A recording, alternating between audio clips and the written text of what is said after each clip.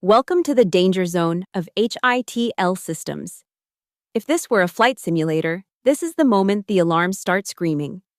The handoff problem is the primary reason why partial automation is often more dangerous than no automation at all.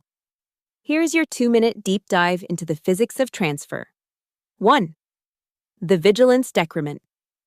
Humans are biologically incapable of staying perfectly alert while doing nothing. As the machine handles the mundane tasks, the human's situational awareness drops off a cliff. When the machine hits a limit and hands off the task, the human isn't starting from zero. They are starting from -10.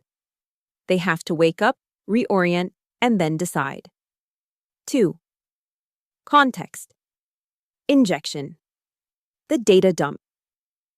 When the system fails, it shouldn't just say, "Your turn."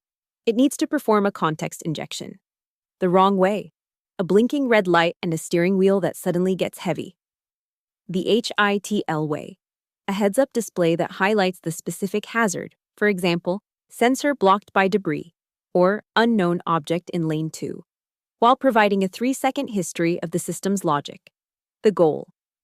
Give the human teleportation into the machine's current mental state. 3. Latency. The spin-up. Time. We measure latency in milliseconds for computers, but in seconds for humans. Physical latency, moving hands to the wheel or eyes to the screen. Cognitive latency, processing the why of the situation. In our curriculum, we study the buffer zone. A well-designed system predicts its own failure before it happens, giving the human a 5 to 10-second lead time to spin up their decision-making engine. 4. The trust fall. Dynamics. Handoffs are a two-way street. We also study the reverse handoff, when a human is overwhelmed and needs to hand control back to the machine.